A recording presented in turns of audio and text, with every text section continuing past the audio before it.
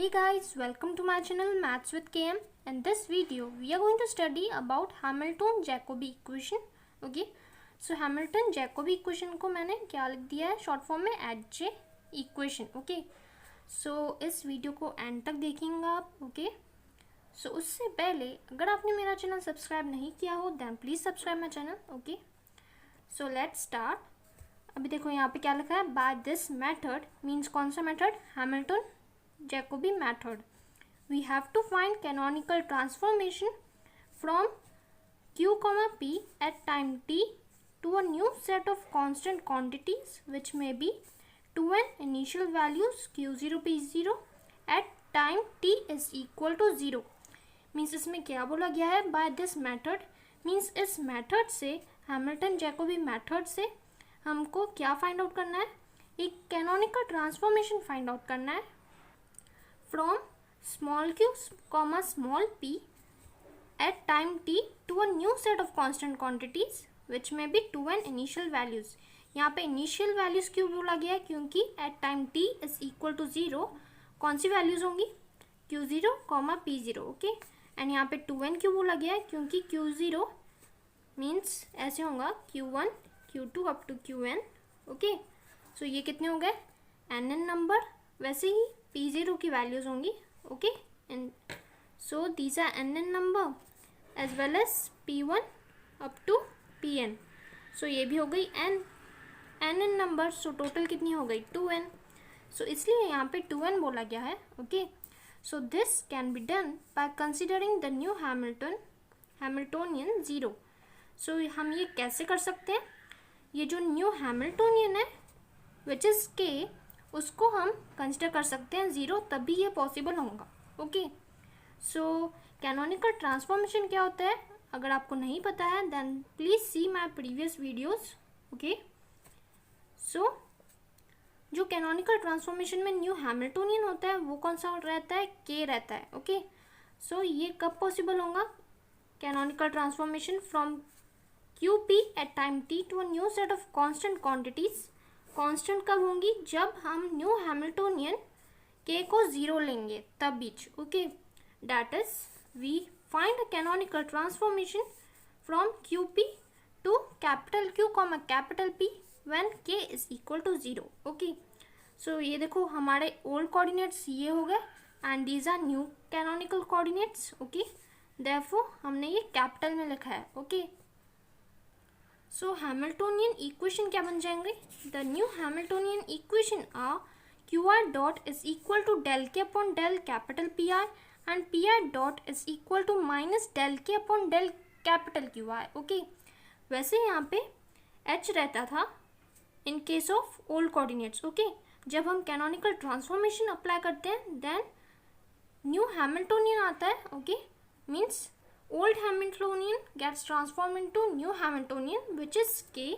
इसलिए हमने h के जगह पे यहाँ पे k लिखा है एंड इन प्लेस ऑफ यहाँ पे ओल्ड कोऑर्डिनेट्स के इसमें ऐसे रहता था q are dot is equal to del h upon del small p i. In case of old coordinates ऐसे लिखते थे हम हैमिल्टोनियन इक्वेशन, बट हमने यहाँ पे क्या अप्लाई किया, कैनोनिकल ट्रांसफॉर्मेशन अप्लाई किया है, इसलिए यहाँ पे ऐसे इक्वेशंस आएंगे. ओके, लेकिन हमने यहाँ पे क्या कंसिडर किया है, k इज इक्वल टू 0. सो यहाँ पे क्या आ जाएगा 0. ओके, यहाँ पे भी 0 आ जाएगा, मीन्स क्यू आर डॉट की वैल्यू क्या है, 0 है and capital P R dot is equal to 0. इसका क्या मतलब है, means derivative of q r is equal to 0 आ रहा है and derivative of p r is equal to 0 आ रहा है. मीन्स क्यू आई क्या हो जाएगा, कांस्टेंट, उसका डेरिवेटिव 0 है, means Q I must be a constant. Okay, as well as capital P R must be constant. Okay, so thus the coordinates capital QR and momenta capital PR are all constant. Okay, and hence both coordinates are rendered cyclic in this technique. Okay, यहाँ पे क्या बोला गया है, both coordinates means कौन से coordinates, capital QR and capital PR, उनको consider कर रहे हैं cyclic in this technique, okay. इसीलिए क्योंकि वो कांस्टेंट है इसलिए हम उनको साइक्लिक कंसिडर कर रहे हैं in this technique, okay. So we take capital Q I and capital P I as constants beta and alpha respectively, okay. देखो Q I and P I हमको पता है कांस्टेंट है वो, इसलिए हम उनको क्या ले रहे हैं, beta I and alpha I, means Q I is equal to beta I, okay, and capital Pi is equal to alpha I, okay. These two are constants, okay. It means the transformation equation capital Qi is equal to del F upon del capital Pi. ये क्या है, transformation equation है, okay. And ये f is the generating function, यहाँ पे हम consider कर रहे हैं f2 टाइप का जनरेटिंग फंक्शन, ओके। सो उसका जो ट्रांसफॉर्मेशन इक्वेशन है एक, वो एक ऐसा आता है, ओके।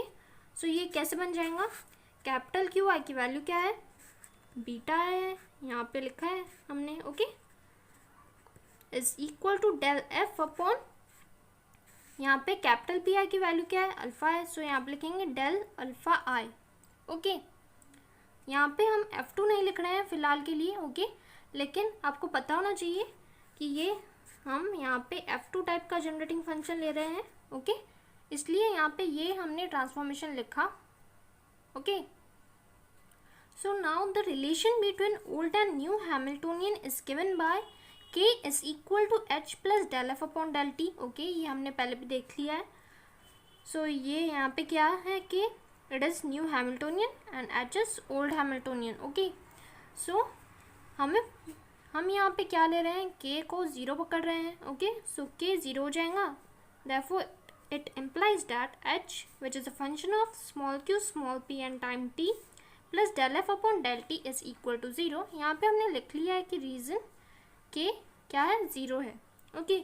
सो इस इक्वेशन को हम दे देंगे equation number 1, okay. Now the generating function f जो है is to be a function of both one old coordinate and one new coordinate, okay. यहाँ पे क्या बोला गया है, जो जनरेटिंग फंक्शन f है वो किसका फंक्शन रहता है, एक ओल्ड कोऑर्डिनेट का रहता है एंड एक न्यू कोऑर्डिनेट का रहता है, ओके। आप देख सकते हैं जनरेटिंग फंक्शन के वीडियो में, ओके, आपको समझ में आ जाएगा। आगे क्या लिखा है, because it has only 2n independent variable, कौन से 2n हो जाएंगे, ये जो है old coordinate and new coordinate, ये जो है वो क्या रहते हैं, 2n इंडिपेंडेंट वेरिएबल्स, ओके। इसी पर डिपेंड नहीं होते वो variables, therefore they are known as independent variables which perform the transformation between old and new set, okay। old and new set means यहाँ पे क्या हो गया, between old coordinates and new coordinates, okay। so let us take f to be a function of small q, capital P and T, okay, that is f is equal to f2 of q, capital P and T। मैंने starting में ही बोल के रखा था आपको कि यहाँ पे हम f कैसा ले रहे हैं, f is a generating function of f2 type, okay। so f2 type में f जो है किसका फंक्शन रहता है, small q, capital P and T, okay। so with such a generating function we can write the equation of transformation as f2 type में जो दो transformation equation रहते हैं वो हमने, देखो फर्स्ट वाला जो ट्रांसफॉर्मेशन इक्वेशन है हमने यहाँ पे यूज़ किया, ओके, ये वाला, एंड जो सेकेंड वाला है वो यहाँ पे यूज़ कर रहे हैं, small pi is equal to del f upon del qi, okay। so equation number 1 with this becomes, देखो हमको पता है q, देखो h is a function of q, small p and t, okay, लेकिन q varies from q1 up to qn, okay। so q के जगह पे हम q1 up to qn लिख देंगे, okay, एंड p की जगह पे p1 up to pn, t as it is plus del F upon del T, वैसे के वैसे, ओके।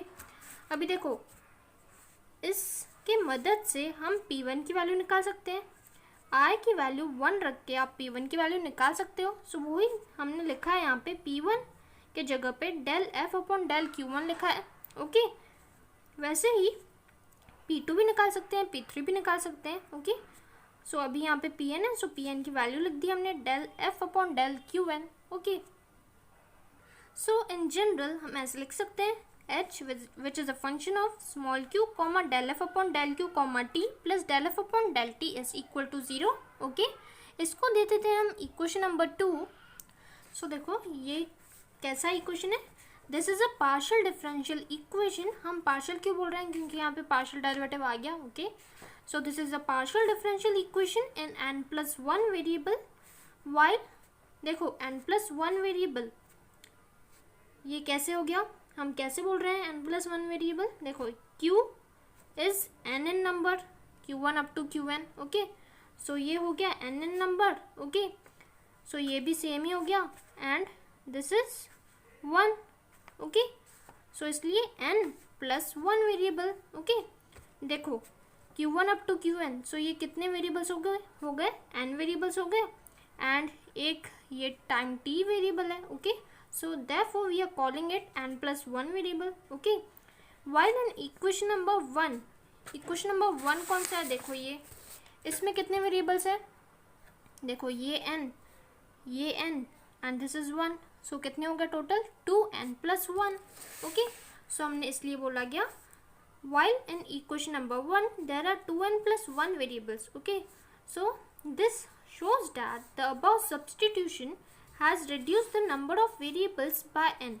यहाँ पे हम क्या बोल रहे हैं कि ये जो हमने सब्सटीट्यूशन किया, कौन सा सब्सटीट्यूशन, ये वाला, इसने क्या कर दिया है, रिड्यूस कर दिया है नंबर ऑफ वेरिएबल्स को n से. ओके, पहले कितना था 2n+1 वेरिएबल्स थे. ओके, एंड अभी कितने आ रहे हैं n+1.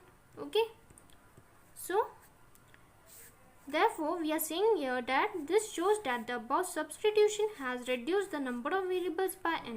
okay, so कम होगा ना वेरिएबल्स, वही बोल रहे हैं.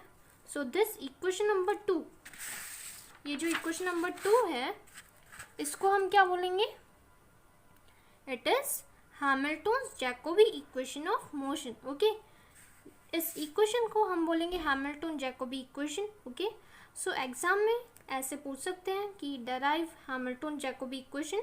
सो आपको ये पूरा लिखना पड़ेगा. Okay, till and.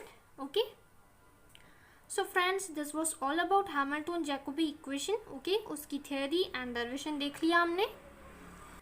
सो आपको ये वीडियो कैसे लगा नीचे कमेंट करके बताइए. Okay, so friends if you like my video then please don't forget to subscribe my channel and share it with your friends. Okay, thank you.